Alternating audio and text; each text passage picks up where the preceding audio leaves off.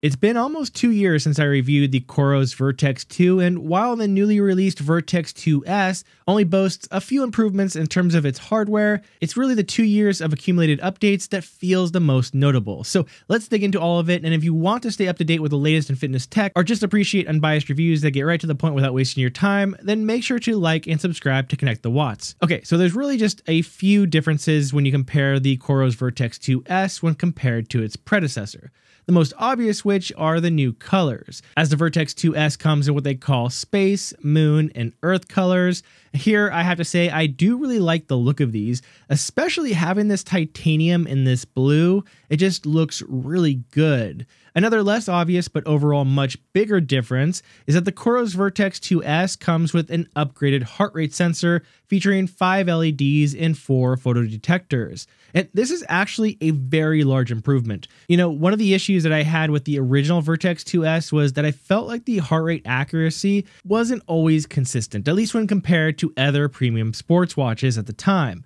But the new heart rate sensor with the Vertix 2S is so much better. In fact, outside of a few drops I encountered over several sessions, the Vertix 2S stayed really tight to the numbers given to me by my Polar H10 chest strap. And I would say that in terms of accuracy, it is very high up there, comparable with the Apple Watch. The improved heart rate sensor does have one minor drawback, however, and that is that it consumes more power. So the battery has taken a small hit, and now instead of lasting an estimated 39 days of use alongside sleep and stress tracking, it now only lasts 36 days. Or as another example, instead of lasting 127 hours while using standard GPS, it now only lasts 118 hours. So really the drop in battery life is extremely small and well worth it, I believe, for the upgrade in accuracy.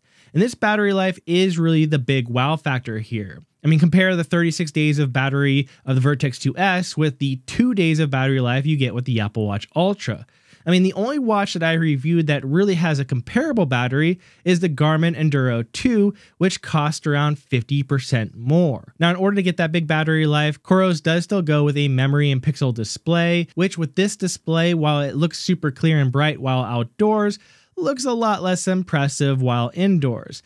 Some people may prefer the AMOLED displays some watches come with, but that always comes with the cost of a much smaller battery life. And personally, I actually prefer the larger battery life that the watches with memory and pixel displays allow. Also, similar to the original Vertix 2, the glass here is sapphire, so built for very tough use with almost no chance of scratching, and is protected by both titanium alloy and high-strength polymer. So this is a sports watch that is built for very rough environments, which is always great. You don't have to worry that you're going to hurt or damage this thing. Another improvement of the COROS Vertix 2S over the original is an improved satellite chipset configuration. So one of the reasons to get a more expensive sports watch like this is to have that dual frequency satellite support, which allows for better GPS tracking, especially when near walls or buildings or cliffs. And I have to say, even though I thought the original Vertix 2 had very good tracking, the tracking here on the 2S seems to be even better. Even compared to other premium watches like the Apple Watch Ultra and Garmin Enduro 2, the Vertix 2S just seems a bit better and on track, especially when I was running under trees or next to walls. The other thing that is new with the Vertix 2S is that it comes with both a silicone and nylon strap, which is always just a nice bonus. I prefer the nylon strap over the silicone, and by providing both, it allows you to try both yourself and see which you'd prefer.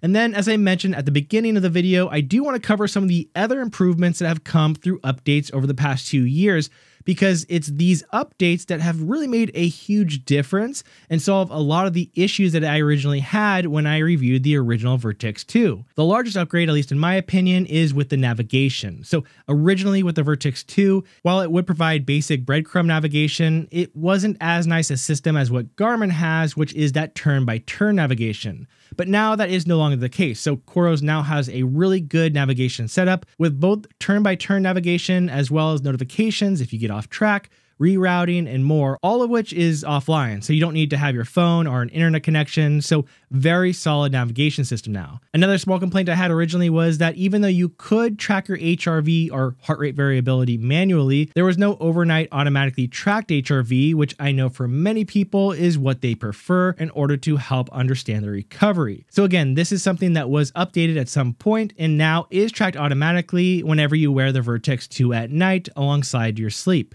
The only real complaint that I had originally that is still the case today is the music storage. So the COROS Vertix 2S does have quite a bit of room to store music, but unfortunately, it still is not able to work with any music services like Spotify, which means that if you want to download music or podcast or anything, you're gonna have to have the actual MP3 files to load them onto the watch manually, which for most of us isn't really an option. There is still hope, of course, that an integration with a third party like Spotify could happen, but given that it still hasn't happened all these years later, I'm not confident it ever will. Now, I also wanted to mention one big thing that I do really like about COROS across all of its watches, and it's a really big selling point, at least for me, and that is that it really does feel like one of the few premium smartwatches that doesn't try to overcomplicate things. From the settings to the UI to the app and all of the metrics and how they're presented, it's just really well done. And whereas other options like Garmin, for example, may have some additional features, it does come at the cost of what is now a fairly cluttered and hard to learn system. So I really appreciate what COROS has done here, keeping things accessible, but also providing very solid hardware that is more than capable of handling anything you could throw at it. At $699, the Vertix 2S still is a little pricey, but given the upgrades to both the hardware and the software, as well as its insanely large battery life, it is definitely worth considering. In fact, the entire lineup now of the COROS Vertix 2S, the Apex 2, and the Pace 3 seem really solid and well thought out to fit the needs and budget of almost everyone. Definitely check it out. As always, this is Colin Jenkins with Connect the Watts. Appreciate you being here, and I'll see you next time.